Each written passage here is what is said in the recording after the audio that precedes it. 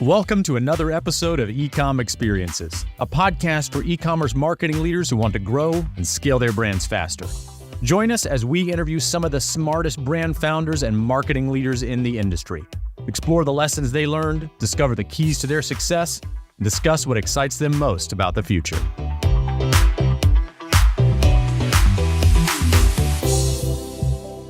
Hi, it's Samir Balwani here, host of Ecom Experiences, where we talk to brand founders and marketing leaders about their experiences growing brands.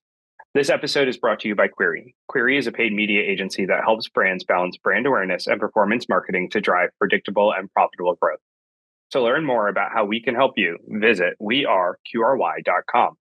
I'm really excited to have Adam Gassman, the Chief Growth Officer at Beam, here today. He's super smart and really knows his world. Thanks so much for joining us, Adam. Thanks for having me, Samir. So let's get started with, tell us about Beam. What is it? How did it come to be? Give us the story. Yeah, it's a good story, actually. Beam's a functional wellness brand, laser focused on optimizing performance, recovery, and productivity for people across a wide gamut of parts. It was founded by two professional athletes who both were recovering from injuries and in a need to optimize and improve and recover a little faster, get back. For one on the hockey rink and another on the baseball field. This is how Beam was invented. It has a couple of core products focused on optimizing sleep, which is built off of a belief that sleep is essentially the engine of everything that we do. And if we sleep poorly, we perform poorly. And so it ultimately started with that. Dream Beam's core product was clinically shown to improve sleep for 93% of participants in the blind study. So it's not just us saying it in marketing, it genuinely is backed by clinical research. It's super latte, which is somewhat new to the market, packed with creatine and adaptogens and nootropics. Gives you the benefits of coffee without the downsides. As someone who pre Beam Super Latte drank a ton of coffee, especially as we've talked before, recently having a kid, the need for coffee is pretty important. And so I went from drinking 6 or 7 cups of coffee today to drinking 2. Hearing you say, oof, yeah. Oof. That's what happened. Bad nights of sleep coupled and combined with big workload and very aggressive, profitable growth goals. You need coffee to keep, if you're not sleeping properly, which is also dream comes in. I think you and most marketers would say the same thing. It's just coffee is the fuel that keeps them growing, and it tends to backfire after a while, though. Yeah, that's where coffee or sleep. Honestly, since joining Beam, I've also prioritized my health. Being surrounded in a culture that's very focused, both with eating, working out, and my sleep. My sleep has been significantly better since I started using some of the products as well. And I don't say that just to say it, but there is a net benefit. I mean, it's mutually beneficial for Beam, for their employees to be sleeping well, eating well. Well, it's in your body that help drive best performance. It's awesome to hear you say that. You use the product too, right? Because that is such a key piece of actually being a good marketer also, is really understanding the product and knowing why it is and who the customer is going to be. So tell us about your role. Who are you at Beam and what do you do? Yeah, so I invested in Beam actually in 2020 while I was still running marketing at Freshly. And I was impressed by its product offering, so stayed in touch with the founders on and off. And then post leading Freshly through its exit as a marketing leader to Nestle in November of 2020, I stayed on for about 9 months post integration, and then went and launched an agency where I helped a number of startups, one of those being Beam, and worked with them in a consulting capacity for about 5 months, I believe, then came in full time in November after a conversation with their founders. My role is Chief Growth Officer, and I think it could be boiled down pretty quickly to grow as fast as profitably possible And in doing that isn't growing in the right ways. I've been in environments where grow at all costs, where CAC Yeah. matters and nothing else. And ultimately you're driving unprofitable customers into an experience that you can't live up to with great marketing message and great copy. That's just not true. And so being in this environment is also fun. It's more rewarding to look at a P&L and see profitable dollars than see a really nice CAC and being unprofitable by millions of dollars, and seeing a massive burn number. It's just the other truth to it is the industry for a long time is driven by the ass of the people giving them money. Yeah. And the asks have changed. And I think the asks are a little bit better right now to be profitable than, hey, grow as fast as possible. Yeah. And, IPO with a ridiculous valuation. It's So healthy business fundamentals, right? Like it's going back to just how do you build a good business versus one. Uh, we talk about arbitrage a lot, and so on the meta side, there's been a lot of like Facebook arbitrage. You could just grow a brand based on how much you spend in meta, and then for fundraisers, there was a lot of interest rate arbitrage. When interest rates were really low, you just threw money at it, and you had all the time in the world. You could keep throwing money at it.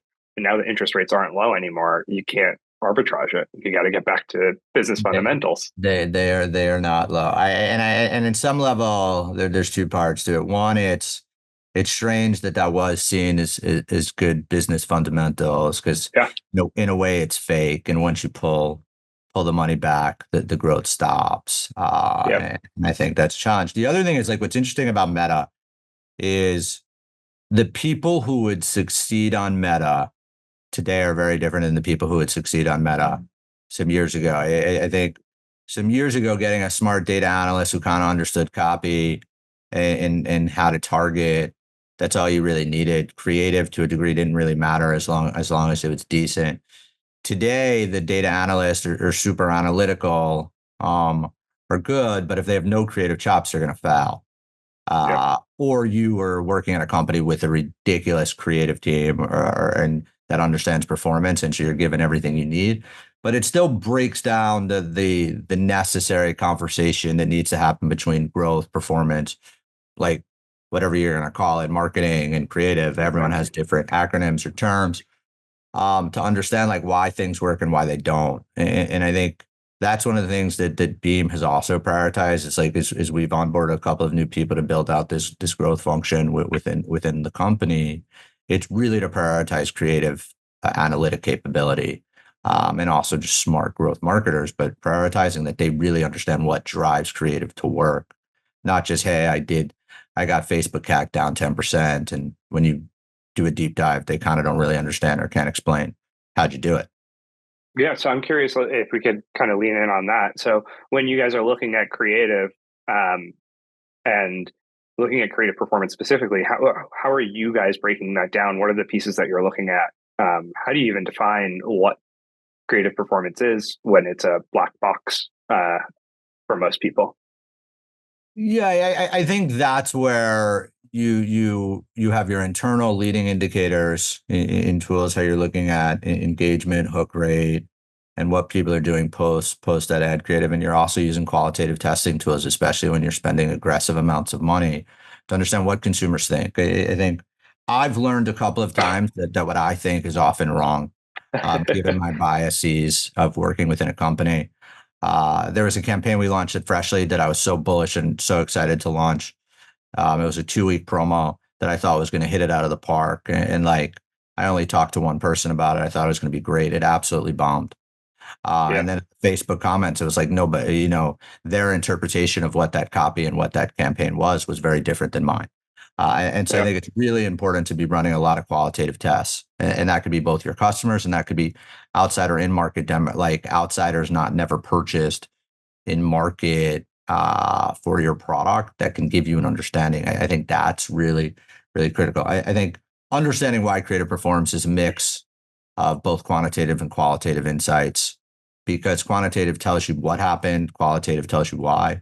And I think when you Yeah. don't have both, you're kind of make a lot of broad assumptions that often tend not to be right. Yeah, it's interesting because when I was at American Express, the beauty of it is you had a media buying team and you had a brand creative team, and they would come to the table, and the conversations between the two of them was always what led us to great creative, because brand creative team wanted brand and wanted beauty and wanted this like essence to it, but it didn't always drive performance. So the marketing team would come and be like, hey guys, this is what we need, here's what we need. And I felt like that tension between the two of them led to the probably some of the best outcomes. Did it always lead to the most effective performance creative? No, but it led to a performance creative that allowed a brand to actually come together beyond a discount code or a starburst on an ad. Like there still needs to be this like brand element to your creative. So how do you guys kind of manage against that? Yeah, I think everyone has a voice in the room. I think there are a couple of Yeah. things that are important in this conversation. And I think, like, having been on both sides of it, I've been like, I've thrown matches to the fire as an early Yeah. lead from brand and growth conflict, often a driver of it, that brand didn't matter and thinking brand is stupid, to being someone who just has a lot of respect for building, a really great brand that people care about, but often resonates. Yeah. I think the things that are really important in that conversation is that there's a mutual level of respect. And I don't always think that Yeah. that's there. I think Yeah. it's very easy for brand marketers to come into a room and say the creative sucks, I want to elevate it. And then when you say, what does elevated mean? There's not really anything behind it. It's No just examples. Yeah. a word, without backing it. On the counter to that, there's a lot of like really close-minded performance marketers that hear the word brand and go, that's stupid and a big waste of money. What's it going to do? I think there is the future of marketing, and I have this conversation with a former colleague, is like performance branding, which is accountable brand metrics tied to performance numbers and leading indicators that on the efficacy of brand Yeah. marketing. And I think that's ultimately really important. What do we do to ensure at the end of the day, it needs to drive results, and we need to know what the results are going to be. That may be a massive increase in branded search queries, Yeah. that we can build a derivative of what that's going to do for revenue down the line.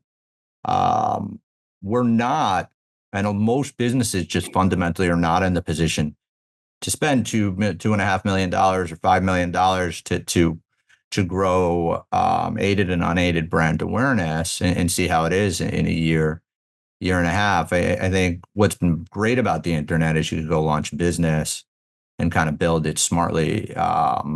What's been a little challenging is like, hey, we need to do these like massively big things that the legacy brands have been doing for Yeah. decades, and kind of think about it on a like 3-year plan. But for us, like, we just don't have that same runway to think about things for 3 years, and maybe that's the wrong way to think.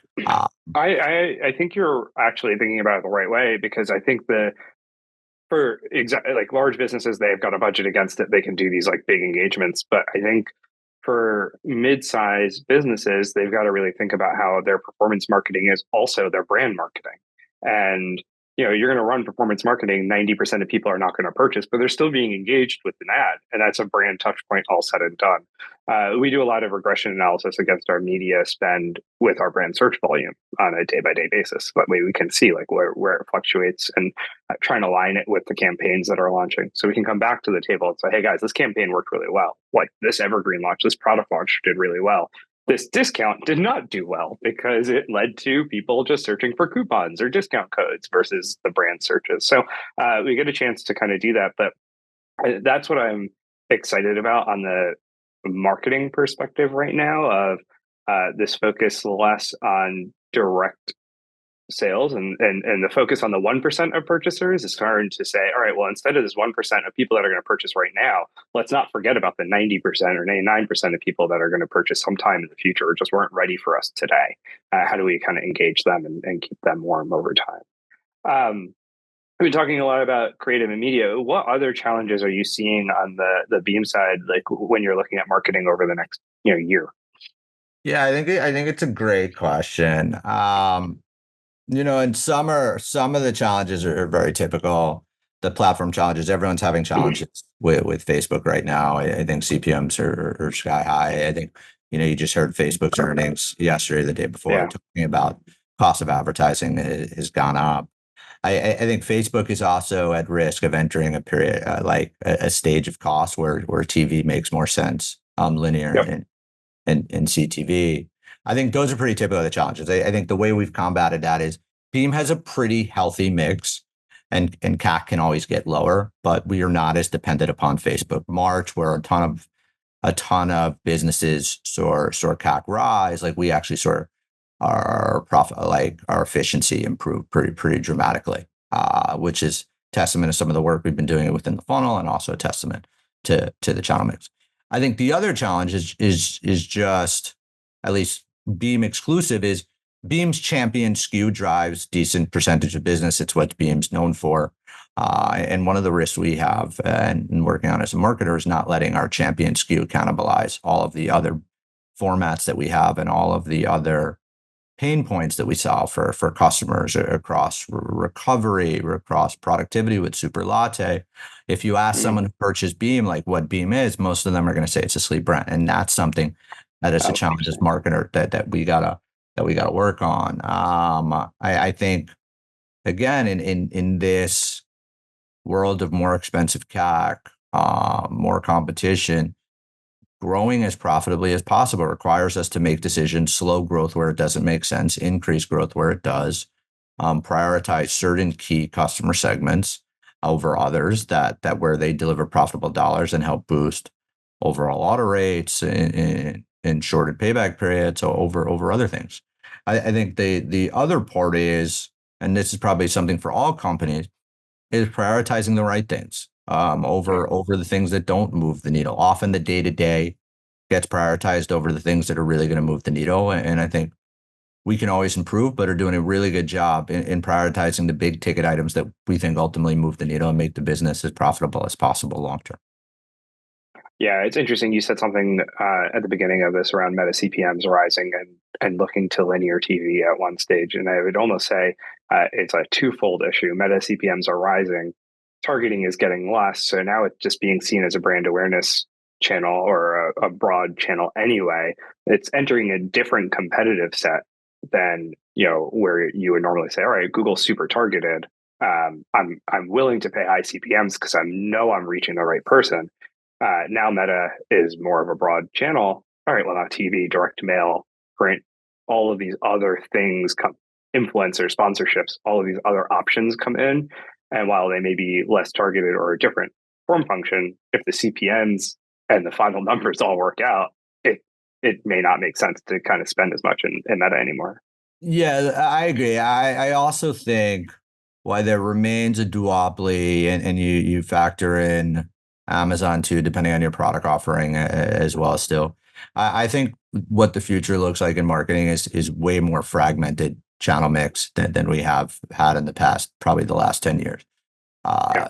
I've been in businesses where Facebook makes up 70% of really the drive of it. And I think we're going to be in a world where you have a lot of channels making up 1% or 2.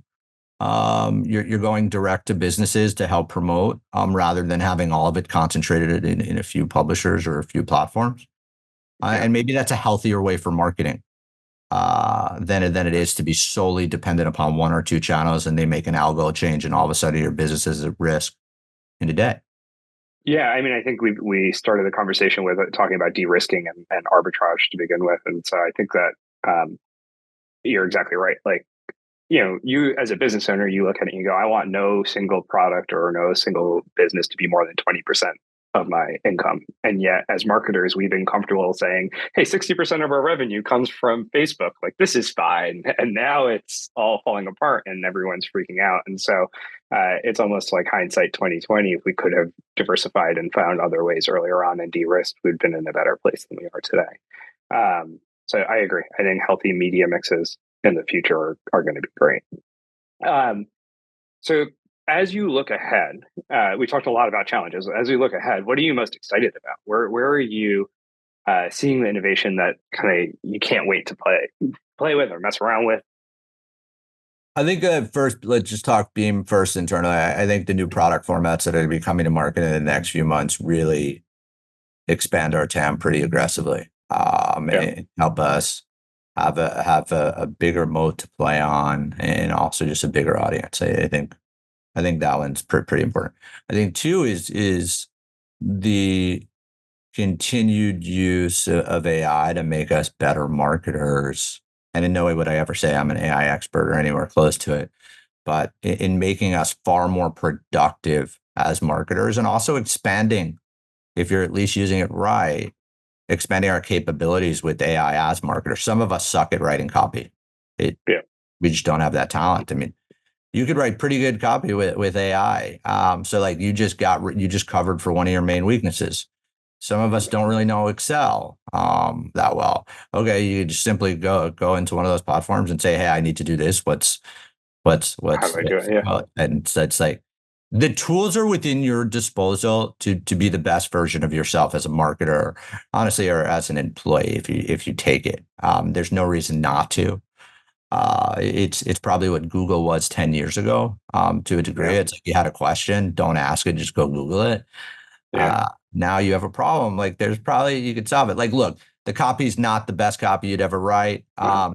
But like when you're stuck and you're stuck and you just can't figure out what that next line should be, like that's where it's like, oh, that's great. Okay, I can do it. Yeah.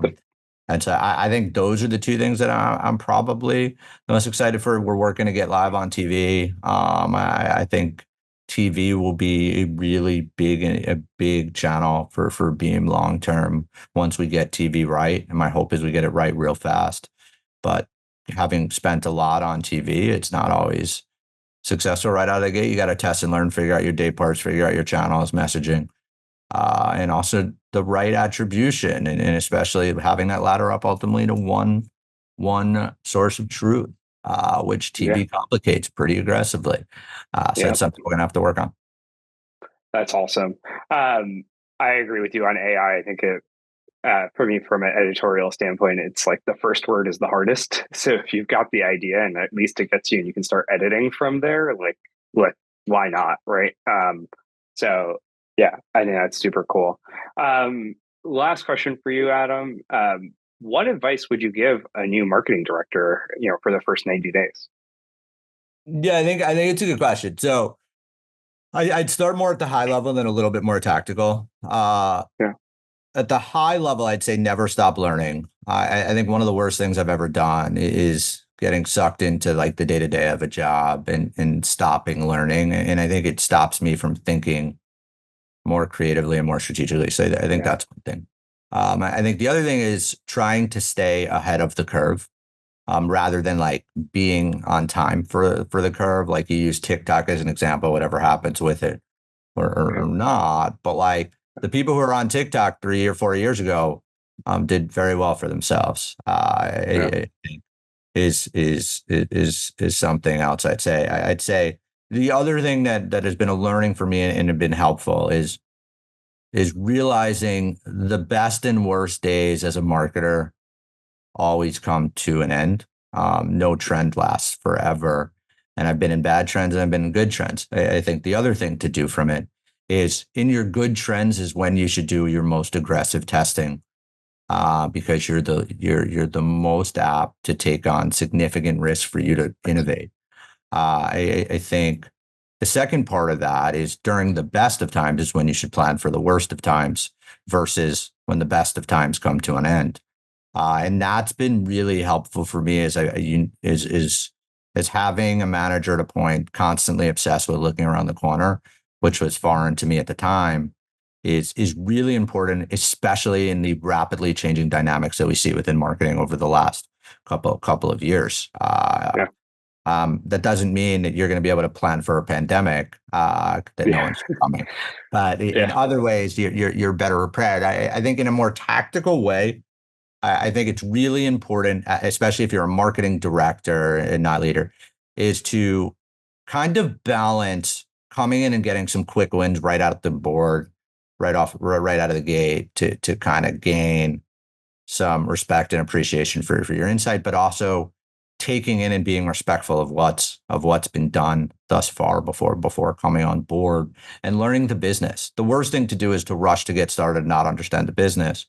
and you're running all these ads across the board and you don't even really understand what the products do or how the business functions properly. Those are the things that I think are most important. And I think the one thing as any team member, especially coming into startups that grow rapidly and go through several transitions, is coming in and being super respectful for the work that everyone has done to that date that helped you get paid your salary. Because I do think oftentimes new people come into businesses and their first line of strategy is everything that's been done to date is not very good and is bad or looks bad. And it's very easy to do that from afar and people assume you know what you're talking about. You get much further coming in and saying like, this is great, but have we tested this? And showing a sign of respect, because if it wasn't for those people, you wouldn't be at that company. Yeah, and it's interesting because it's the concept of like point A to point B may not be the same as point B to point C, but parts of it may. And so it's a, you know, we'll look at accounts and we'll look at clients and of course the first instinct is, oh, we got to change all of this, right? Like this is totally wrong and we got to fix it. And then you got to peel it back and be like, no, wait, actually this was working. We can incrementally grow in these areas, but let's not, you know, ruin what's been working so far in the process. And I think it goes holistically across everything. Completely. Cool. Well, thank you so much for joining us today, Adam. It was really awesome to have you. If someone wants to find you online, where can people learn more about you? I just use LinkedIn. Cool. Thank you. Thank you. It was a pleasure. Thanks for having me.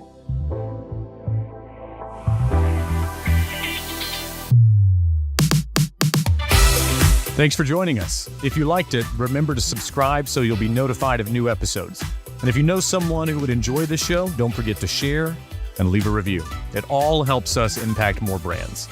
If you're looking to improve your paid media, go to weareqry.com and schedule a consultation. We're always happy to chat. See you for the next one.